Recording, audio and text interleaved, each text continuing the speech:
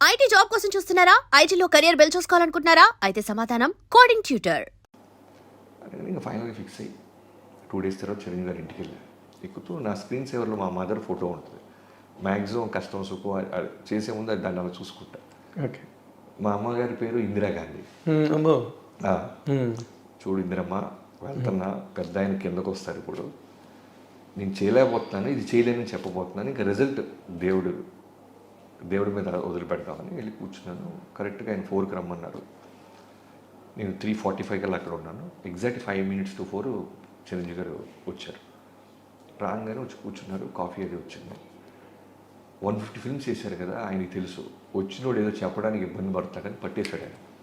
Cinema topic తప్ప అన్నీ మాట్లాడతాడు ఆయన. లూసిఫర్ చూసామనే తప్ప మిగతా అన్నీ మాట్లాడతాడు చిరంజీవి గారు.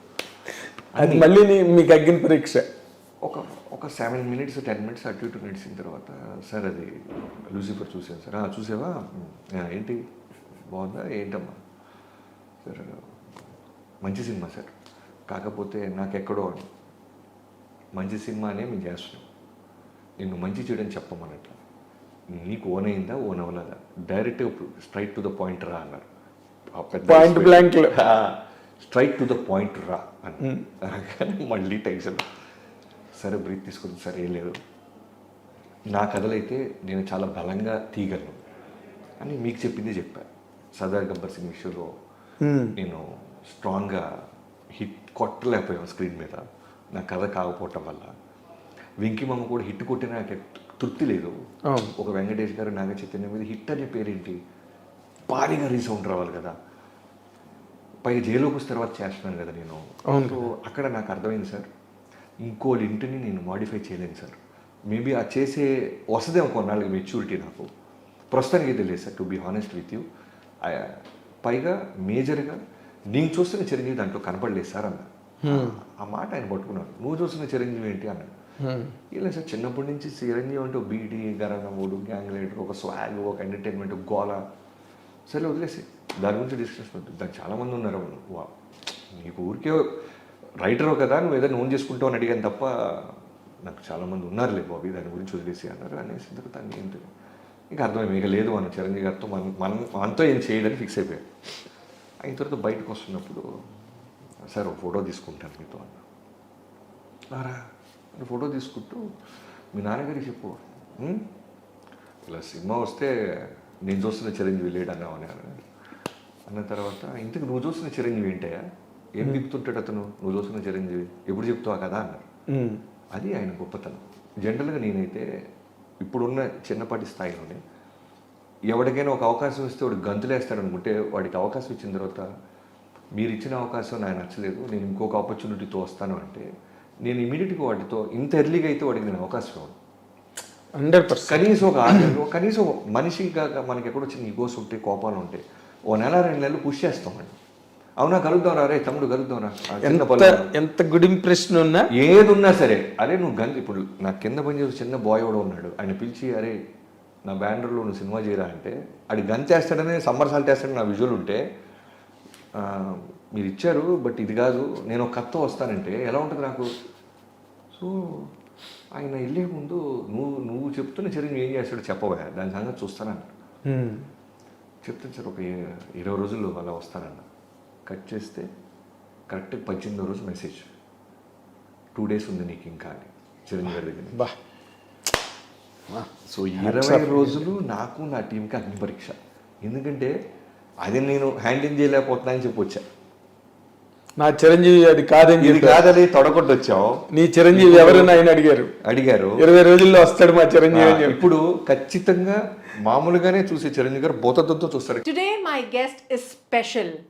धमाकेदार roles, negative role, villain role, खतरनाक guest, none other than Shahaji Shinde sir. Sir सिर्फ जानना चाहेंगे कैसे ये यात्रा शुरू हुई तेलुगु इंडस्ट्री की, और बहुत ही शानदार थी आपकी यात्रा, लोग जिस तरह से आपको प्यार करते हैं, थोड़ा सा कुछ बताएंगे आपका first experience in Telugu industry. मैं पहले कलकत्ता मेल चोड़ालन उंदी, ये चिरंजीवी सर की फिल्म थी, उसका हिंदी वर्जन हो रहा था, तभी अल्लू अरविंद सर प्रोड्यूसर थे, तो उनने मुझे टागोर फिल्म के लिए विलन का रोल दिया. तो मैं आया और चिरंजीवी सर पूछे पहले दिन शूटिंग, आर यू कंफर्टेबल? मैंने आई एम नॉट कंफर्टेबल। तो उन्होंने फिर शूटिंग रोक के फिर मुझे एक असिस्टेंट दिया और फिर वो शूटिंग हो गया, तैयारी करके शूटिंग किया। लेकिन डबिंग के वक्त मैंने बोला था अगर मैं डबिंग करूंगा तो रोल अलग होगा, मैं नहीं करूंगा तो रोल अलग होगा।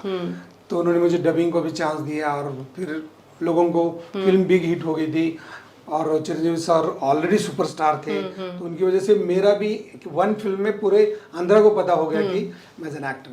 फिर मुझे बहुत फिल्म मिलनी शुरू हो गई, फिर डबिंग की मेरी आदत हो गई, लोगों को मेरी आवाज की आदत हो गई। आवाज से जानते हैं लोग, आपको पहचानते हैं। ఏమది చిరంజీవి గారు నన్ను పెట్టద్దు జయ ఇందులోని క్లైమాక్స్లో పెడితే నేను నేను వచ్చే వరకు సినిమాని వెయిట్ చేస్తూ ఉంటారు, అది సినిమాకి మైనస్ పాయింట్ అవుతుంది అని మీకు చెప్పారని నేను విన్నాను, నిజమా? అట్లా చెప్పలే చిరంజీవి గారు. మేము ఆ క్యారెక్టర్ ఏదో మేమిద్దరు మాట్లాడుకుని అదే తమాషాగా అనుకుని అదే అసలు సీరియస్గా జోక్గా అనుకుని జోక్ చేశారు ఒకరోజు ఆయన. నేను మాట్లాడుతూ ఉంటే షూటింగ్ జరుగుతూ ఉంటే మా నాగబాబు గారు షూటింగ్ జరుగుతూ ఉంటే సరే మేమిద్దరు ఫోన్లో మాట్లాడుకుంటా ఉన్నాం సార్. ఏదో చెప్పి ఏదో నాగబాబు గారు ఏదో తెలియదు, నాకు గుర్తులేదు.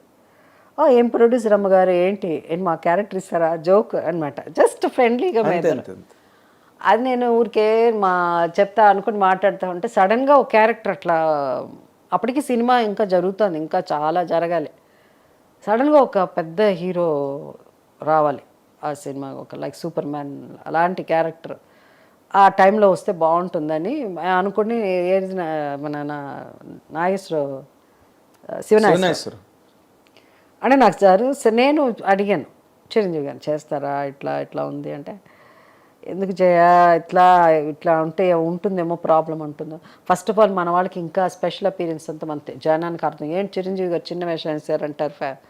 అంటే అప్పుడు ఆ టైంలో మనకి బాలీవుడ్ మనకంటే ఎక్కడో much ahead of us. Amitabh Bachchan గారు సడన్గా అలా వాక్ చేసి రావడం ఇలాంటివన్నీ ఉంటాయి. They like more like Bollywood Hollywood లాగా అట్లా నడిపిస్తారు అలా అని. సో మనకి మన జనానికి ఇంకా ఆ లెవెల్కి ఇంకా మన వాళ్ళకి అర్థమవుతుందో లేదో అలా అని, లేదని మీరు చేస్తే బాగుంటుంది అలా అని. సో అప్పుడే ఆయనకు వచ్చిన డౌట్ ఉండింది. దాని తర్వాత పోస్టర్లు వేద్దామని అనుకున్నాం. ఆయన అప్పుడు చెప్పారు వేయొద్దు ఎందుకంటే నాదే ఇంపార్టెంట్, తీరా వచ్చితే లాస్ట్లో కనిపిస్తాను అది అని. బట్ అది మంచి సినిమా, అది హ్యాండ్సప్ అన్నది ఒక ఒరిజినల్ వర్షన్, అంటే inspiration of some Hollywood film. Okay, అంటే మణి ఎలాగో అలాగే దాని కంటిన్యూషన్ సీక్వెల్ అన్న, కానీ సేమ్ స్టార్స్ కొంచెం యాక్ట్ చేసిన సినిమా ఇది కూడా, హ్యాండ్సప్ కూడా. తెలుగు మణి కాదు నేను మాట్లాడే original versions of English Hollywood films. ఇవంతా inspired by Hollywood films, English pictures. అప్పుడు మేము అనుకున్నప్పుడు అదన్నప్పుడు నేను ఈ స్టోరీ లైన్ ఊరికే ఒకసారి చిరంజీవి గారితో మేము ఇద్దరు మాట్లాడుతూ ఉంటే చెప్తా ఉంటే అరే భలే ఉంది, అది తెగ నవ్వుకున్నాడు ఆయన చెప్పిన ఇన్సిడెంట్స్ అంతా. సరే సినిమా అంతా అయిపోయింది, ఆయన యాక్ట్ చేసేసాడు, అయిపోయింది. ప్రివ్యూ వేసాం ఇక్కడ ఫిలిం ఛాంబర్లో. చిరంజీవి గారు కొన్ని ఏమంటారు డిప్లొమాటిక్గా ఉంటారు కొంత. ఇది ఆయన కూడా బయటకు వచ్చినప్పుడు ఆయన కూడా బ్యాడ్ యాక్టర్, అంటే మేమంతా యాక్ట్ చేయలేము నిజంగా, మాకు భయం. అందుకే ఏదైనా సినిమాలకు వెళ్ళినప్పుడు బయటికి రాగానే నిజం చెప్పాలి కదా, అక్కడ మనం నటించలేము. మేము అంత దాసినారాయణరావు గారు అంత గొప్ప రైటర్స్ కాదు, ఆయన మొత్తం వేరే చెప్తాం. మాకు ఎన్నో వండర్స్లో ఆయన ఒక వండర్, ఆయన అంత ఇది కాదు. చిరంజీవి గారు కూడా సినిమా చూసేప్పుడు నేను చేసేది ఏమనుకుంటుందో, లేదా మా తమ్ముడు చేశారు, నాగబాబు చేశారు ఏమనుకుంటుందో అనుకోవచ్చు కదా. ఆయన షో అది, ఆయన షో. సరే బయట నిల్చున్నాను, ఇలా బయటికి రాగానే ఫేస్ మొత్తం మారిపోయింది. సినిమా హిడెన్ లైక్స్ ఆయనకి కొన్ని నచ్చలు, అంటే ఆయనకు ఒకలా అయిపోయి సరే నేను తర్వాత మాట్లాడతా అని నన్ను వెళ్ళిపోయారు. సో ఆయన హిడెన్ లైక్ ద మూవీ. వెళ్ళిన తర్వాత చెప్పాడు, నువ్వు చెప్పినప్పుడు నాకు ఎంత నవ్వు వచ్చింది, అదేంటి ఆ సినిమాలో అక్కడ కనిపించలేదే ఎలా అన్నారు. ఏమోనండి ఇదేని. సో అలాంటివి జరిగింది. అది ఒక్కటి క్లారిఫికేషన్ అడుగుతాం.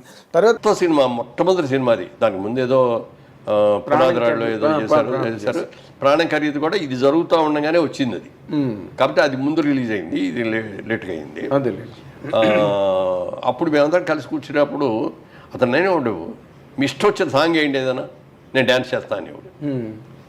అంటే తెలుగా, ఇంగ్లీషా, హిందీ అంటే ఏ లాంగ్వేజ్ అయినా మ్యూజిక్ సౌండ్ అంటే దానికి తగ్గట్టుగా రిథమిక్గా చేసేవాడు.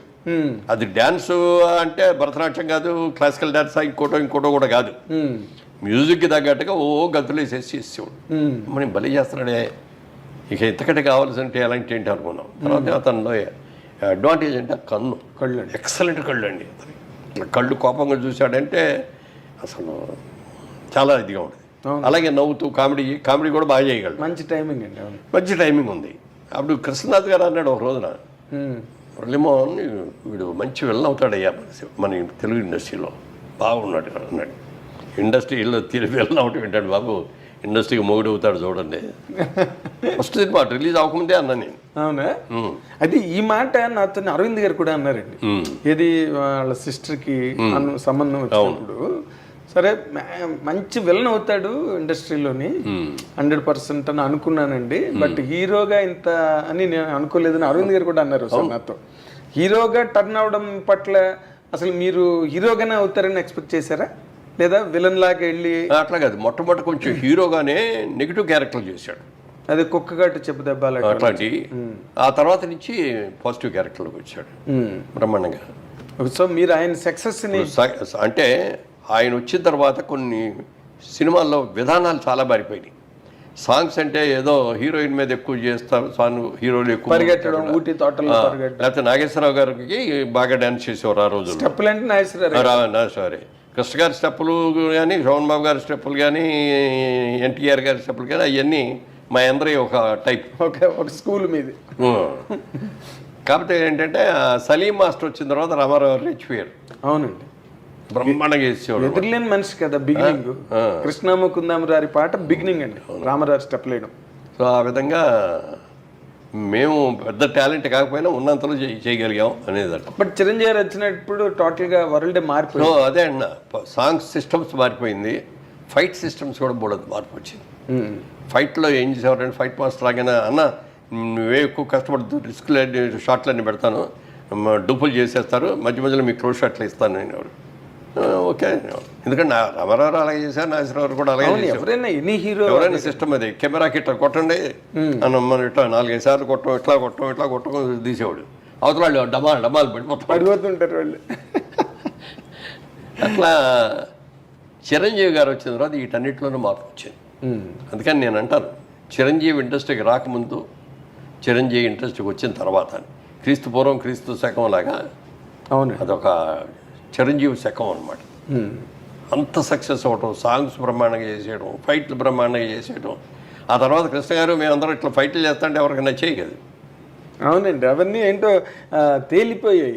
చిరంజీవి గారు వచ్చి ఫైట్లు చేసిన తర్వాత ఇంకెవరు డూప్ అంటే కూడా ఒప్పుకునేవాడు కదా. నువ్వే నేను చేస్తానంటే నాకు డూప్ అక్కర్లేదు అనుకున్నట్టుగానే సినిమా బాపు గారు కూడా చూసి, షూటింగ్ జరిగే రోజుల్లోనే చిరంజీవి చేసేస్తంటే ఆ జనం మధ్యలో ఆ డ్యాన్సులు అవన్నీ సెకండ్ టేక్ అనేది కూడా అవసరం ఉండేది కాదు. చేస్తాడు ఆయన కూడా, చాలా బ్రహ్మాండంగా ఉన్నాడు, చాలా బాగా చేస్తున్నాడు, పెద్ద హీరో అవుతాడని ఆయన జయకృష్ణే అసలు తీసుకొచ్చింది. ఫిల్మ్ ఇన్స్టిట్యూట్లో చేసిన వాళ్ళలో బాగున్నాడు ఈ కుర్రాడని చెప్పి జయకృష్ణ తీసుకొచ్చి పెట్టాడు. అవునా? అప్పుడు క్రాంతి కుమార్ కూడా చూసి క్రాంతి కుమార్ ప్రాణం ఖరీదులో పెట్టాడు. సో అట్లా ఇక సక్సెస్ వచ్చేసి అవునండి దుమ్ము దులిపేశాడు.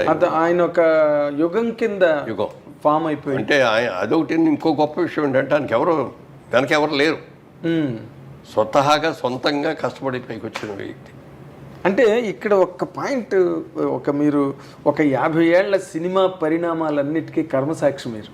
అంటే మీరు అన్నిట్లో ఉన్నారు, ఇందులో లేరు, అన్నీ మీకు తెలుసు, బట్ మీకేమీ తెలియనట్టుగానే ఉన్నారు ప్రతిదీ.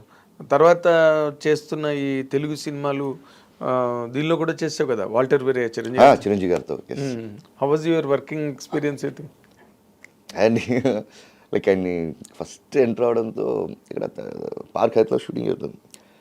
బాబీ నాకు చెప్పాడు డైరెక్టర్, డార్లింగ్ వచ్చేసాడు, అన్నీ వచ్చేసాడు అని చెప్పి టప్ కొట్టుకుంటూ మానిటర్లో చూసి అలా చూసాను ఫస్ట్ టైం ఆయన లైవ్గా చూస్తున్నాను. లైక్ నేను మాట్లాడలేకపోయాను యాక్చువల్గా. డైరెక్టర్ తీసుకెళ్ళి ఇంటర్వ్యూ చేస్తున్నాడు, బాబు తీసుకెళ్ళి ఇంటర్వ్యూ చేసినప్పుడు నాకు మాటలు రాలేదు, లైక్ సార్ ఇంకా అంతే, ఆయన అర్థం చేసుకుంటారు కదా, లైక్ ఫ్యాన్ బై మూమెంట్ అది. చిన్నప్పటి నుంచి మనం చూసి చూసి పెరిగి ఆ స్క్రీన్లో ఆయన ఇన్స్పిరేషన్ తీసుకుని అంతా వచ్చి ఆయన లైవ్గా చూడడం, ఆయన పక్కన కో యాక్టర్గా ఉండడం అనేది it's like gifted. It's a great gift. అంటే ఆ జనరేషన్ ఈ రోజు కూడా ఆయనకి ఫ్యాన్ బేస్ ఎక్కడ తగ్గలా పెరుగుతోంది రోజు రోజుకి, ఈవెన్ టుడే. అయ్యో కాంబినేషన్ సీన్లో చూడగా నేను అన్నాను, సార్ ఏజ్ ఏం కనబడట్లేదు, లైక్ ఆయన కళ్ళు అన్ని మాట్లాడతాయండి, ఆ రియాక్షన్స్ అని with in ice will give everything, the smile and everything టక్ మార్చేస్తాను. ఆయన that is great actor. Sir your eyes speaks a lot sir. అసలు ఏం కానీ మళ్ళీ చిన్నపిల్లలు అయిపోయారు ప్లే గోడ ఆయన లైక్ ఎగ్జాక్ట్లీ లైక్ ఆయన నుంచి మాట్లాడితే చాలా కావాలి. అవును. అంటే నువ్వు చేస్తాం, డెఫినెట్గా చేస్తాం. మనకు అద్భుతమైన హీరోలు ఉన్నారు మార్కెట్లో. మీకున్న కామెడీ సెన్స్ ఆఫ్ టైమింగ్కి, చిరంజీవి గారికి ఉన్న కామెడీ సెన్స్ ఆఫ్ టైమింగ్కి మీరిద్దరూ కలిసి ఒక ప్రాజెక్ట్ చేస్తే it would be in still more next level అని అనిపిస్తున్న నేపథ్యంలో అసలు దాని గురించి ఎప్పుడైనా ట్రై చేశారా, ఆలోచన చేశారా? ఒక 2-3 సార్లు అనుకున్నాము. సో బిఫోర్ సంక్రాంతికి వస్తున్నాం కూడా మెటీరియలైజ్ అయ్యేదాకా వెళ్ళి మెటీరియలైజ్ అవ్వలేదు డ్యూ టు కొన్ని ప్రాక్టికల్ ప్రాబ్లమ్స్ వల్ల. హోప్ సో కమింగ్ సూన్ అలాంటి ఒక ఎగ్జైట్మెంట్ థింగ్ జరిగే అవకాశం ఉంది. సో అది too early to tell. So Chiranjeevi గారితో చేయాలని నాకు ఉంది. But still it is on the track అని అయితే అర్థమవుతుంది. ట్రాక్లో ఉంది, బట్ కన్ఫర్మేషన్ మనం ఇప్పుడే చెప్పలేము. ఎందుకంటే ఇన్ ద సెన్స్ అన్ని సెట్ చేసుకుని నాకు చెప్తే బాగుంటుంది. సో ముందే చెప్పడం వల్ల ఏంటంటే నేను కథ లేకుండా, కథ పూర్తిగా హీరోకి గారికి చెప్పకుండా, ఏ ఎగ్జైట్మెంట్ లేకుండా ఇది ఉంది అని నేను చెప్పలేను. ఇద్దరం ఎగ్జైట్మెంట్లో అనౌన్స్ చేసామనుకోండి, కిక్ వేరు. సో అందుకని అది అంతా మెటీరియలైజ్ అయ్యాక చెప్తే బాగుంటుంది. Still we're in its very beginning స్టేజ్లో ఉంది. సో మీరు అన్నట్టు చిరంజీవి గారితో నేను అనేది చేయాలి అనుకున్న ఇది మాత్రం ఖచ్చితంగా డెఫినెట్గా మా ఇద్దరికి ఒక ఎంటర్టైన్మెంట్, ఆయనకి ఏం చేస్తే బాగుంటుందనే ఐడియా నాకుంది. అలాగే చిరంజీవి గారితో ఏం చేయాలి అనేది కూడా ఒక క్లియర్ పిక్చర్ ఉంది. సో డెఫినెట్గా it will be like wonderful. మీకంటూ ఫోకస్, ఆ విజన్ ఉంది కాబట్టి డెఫినెట్లీ అది ఎగ్జిక్యూట్ అవుతుంది వెరీ సూన్. ఈ సినిమా ప్రమోషన్స్ గురించి మాట్లాడితే అంతా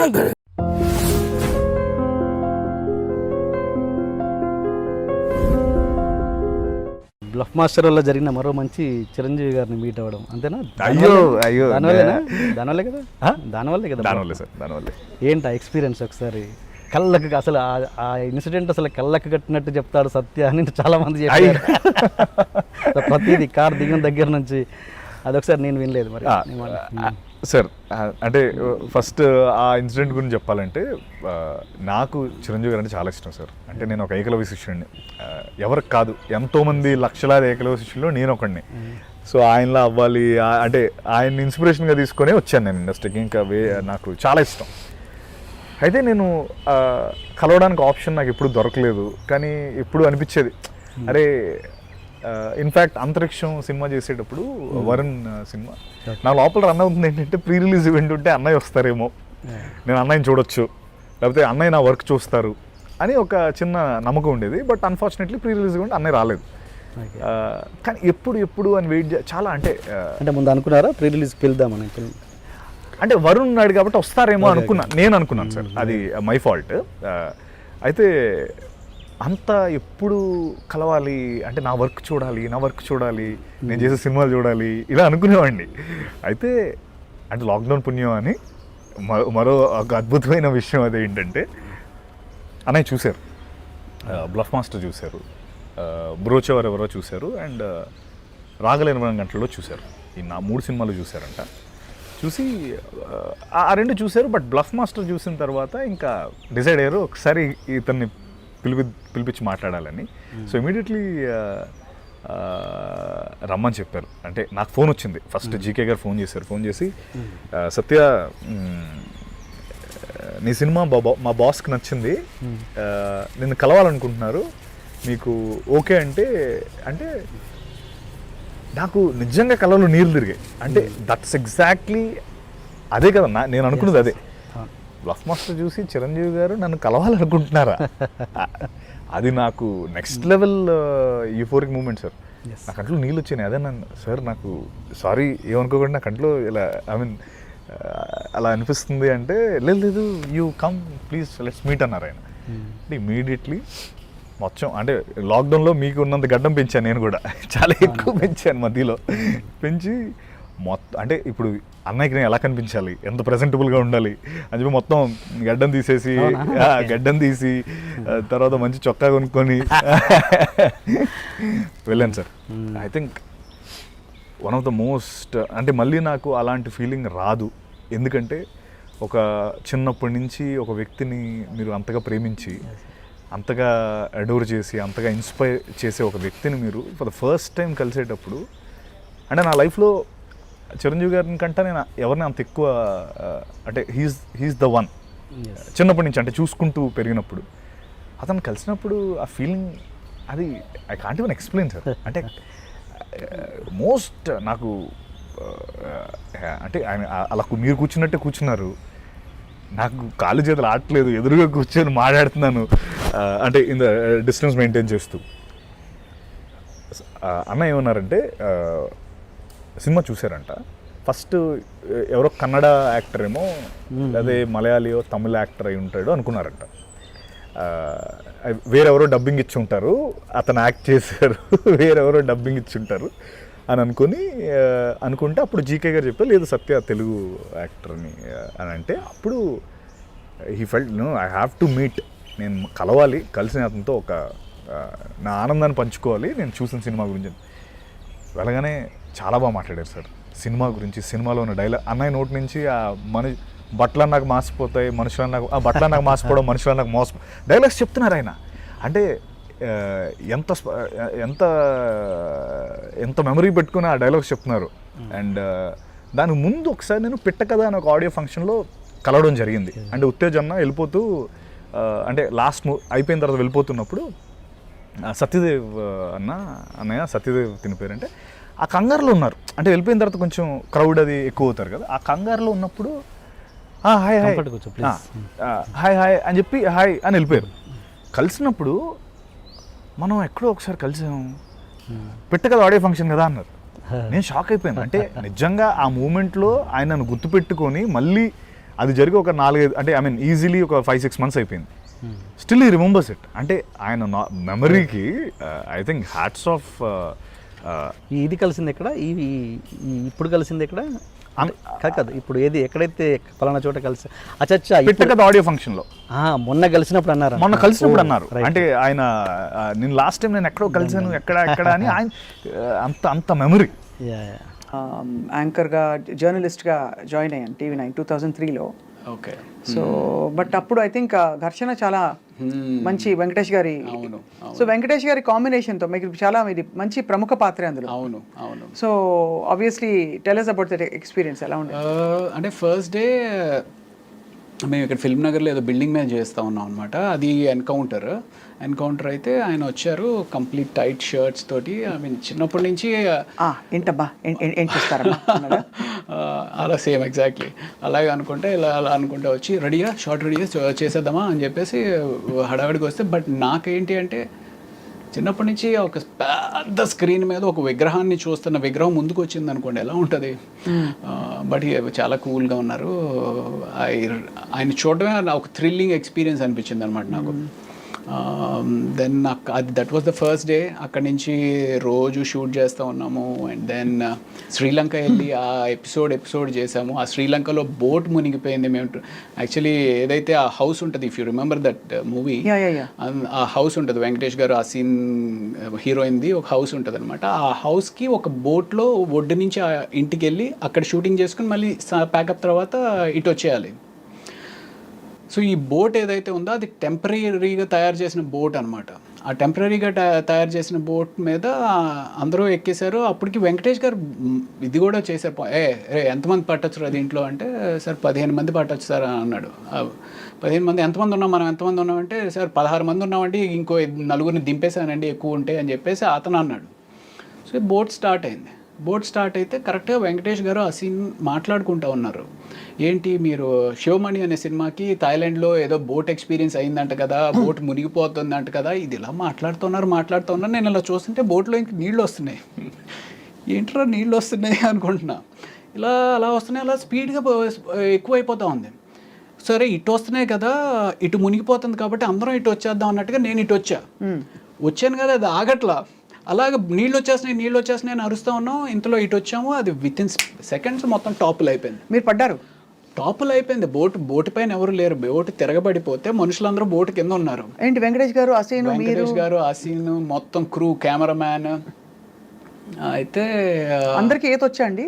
ఎవరికి? ఒక్క కెమెరామ్యాన్ గారికి వచ్చు.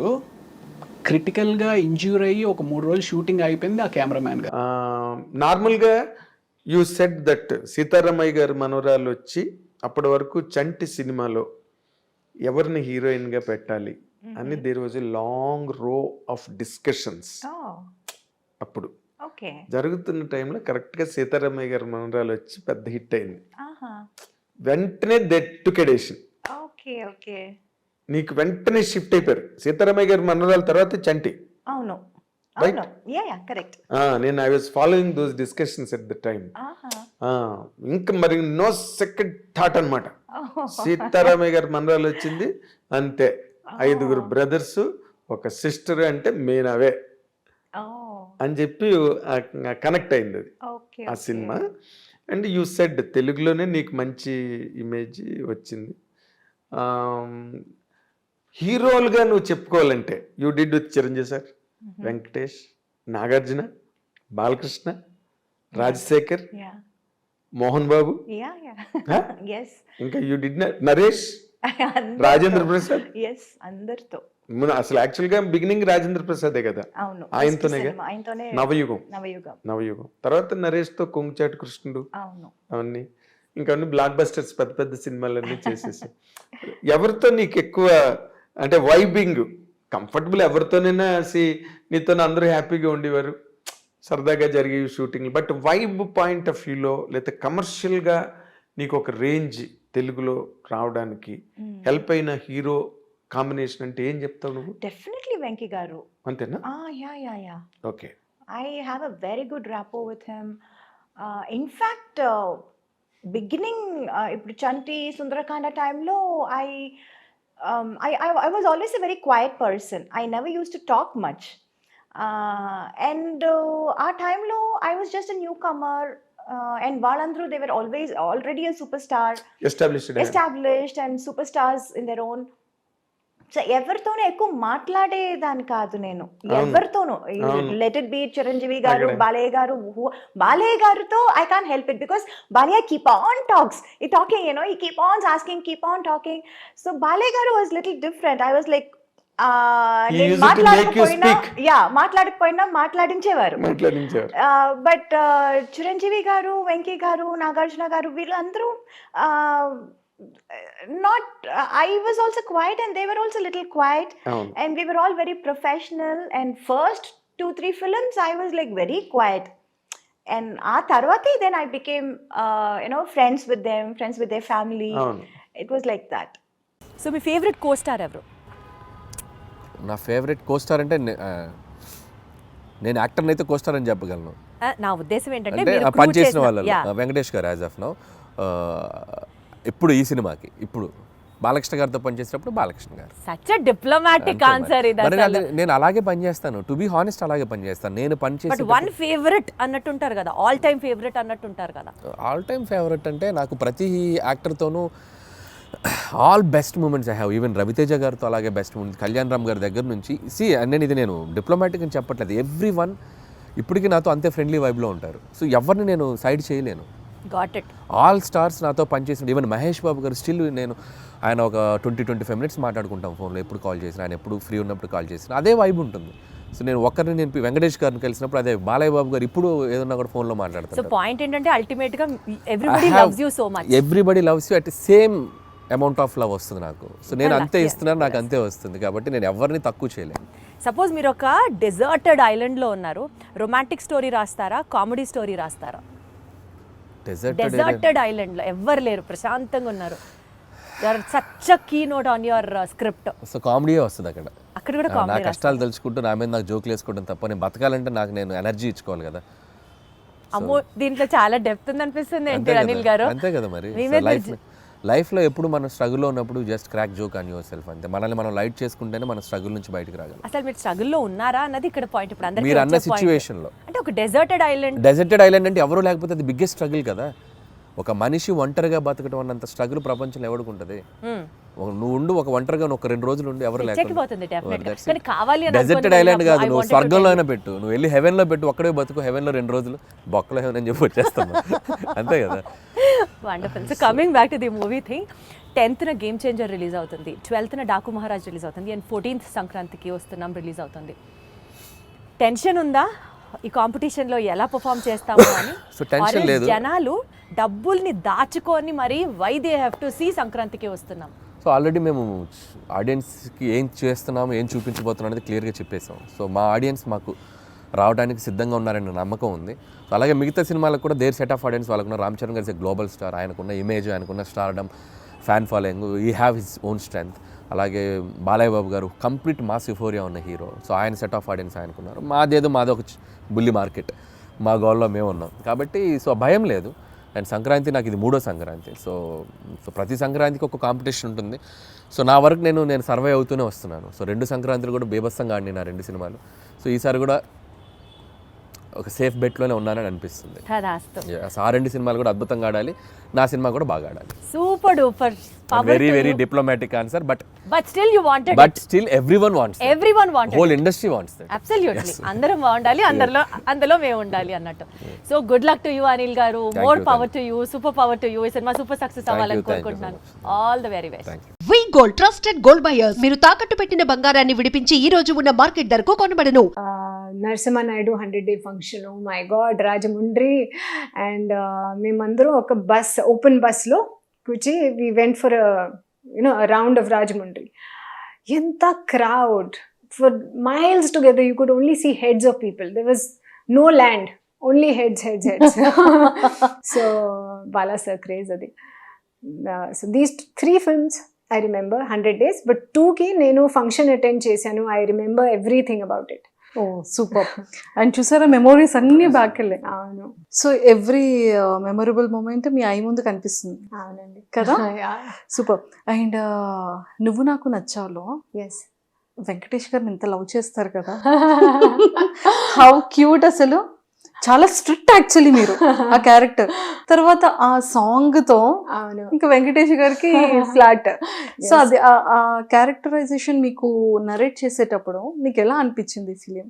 సో ఐ థింక్ ఆ టైంలో నా ఒక మేనేజర్ ఉన్నారు. సో వాళ్ళు అన్ని స్టోరీస్ వింటారు అండ్ వాళ్ళు నాకు చెప్తారు, అదే very good role, sacrificing role, do it. So నేను చేశాను అన్ని, బికాస్ ఐ డోంట్, నా ఫ్యామిలీతో there is nobody from film industry కదా. సో ఇక్కడ కూడా హైదరాబాద్లో I don't know anybody. So ఒక మేనేజర్ ఉన్నారు అండ్ వాళ్ళు వింటారు స్టోరీస్కి అండ్ నాకు చెప్తారు కి actually stories also he never told, he said very good character మా, do it, sacrificing role. So if you see నా స్టార్టింగ్కి 10-15 మేబీ 20 films అన్నీ సాక్రిఫైసింగ్ రోల్సే. ట్రూ. దెన్ ఒక టైం వచ్చింది, ఐ టోల్డ్ హిమ్ సార్ నాకు హీరో కావాలి, I don't want to sacrifice, every ఫిలింలో is going with some other heroine, this is not fair, నాకు hero కావాలి, I don't want to sacrifice anymore, it's too much. So అది I think నువ్వు నాకు నచ్చు కూడా I don't remember anybody telling me the story, ఇది ఉంటుంది. But so Venkatesh గారితో rapport ఎలా ఉండేది ఆ టైంలో? See, I've done 4 films with Venkatesh sir. ప్రేమతో రా, నువ్వు నాకు నచ్చావు, అవి రానా నాయుడు నెట్ఫ్లిక్స్లో ఉంది, season 1 and season 2. And what I remember of sir is, or what I know of sir is, he is very, you know, the horse ki blinders laga ki very focused on the script, on looking good, like for my audiences chustunaru, so I have to look good, I have to act well, ade focus on his focus is clearly that. Premto Ra sets lo we were shooting in Malaysia and he had that that stretch band for workout, because you can't carry so much luggage. So the chinna band chesi a shoot lo Malaysia మధ్యలో we are shooting a song sequence. Break అయితే master choreograph చేస్తున్నారు, he is standing and doing his workout. Like, array, so many people are watching. No, I have to look good. So I think that's very good for an actor, kada, ki focus on health and on fitness. health. People go to gym early morning. I have to go to the gym. Then whole day nothing. You eat anything, right? 2 hours gym, 22 hours of eating anything. But he's not like that. I think about his diet also he's very careful, and workout. So since ఇప్పటికీ కూడా same looking like All of them. మా నాన్న వేసేదే నాజుగ్గా 2 చెప్పలు, ఒళ్ళు కదలకుండా భూమా కదలకుండా ఓ ఫోజెట్టి ఏయ్ అద్దరు కొట్టేసా తెలుసా నిజంగా. ఓకే. సినిమా మొత్తం మీద వెంకటేష్ గారు ఒక ఎత్తు అయితే నువ్వు ఇంకొక ఎత్తు. అసలు మొత్తం ఆ షోని మొత్తం స్టీల్ చేసేసావు అనుకో, అద్దరిపోయేలా చేసేసావు. ఇంతకు ఏ ఊరు మందే? మాది భీమవరం.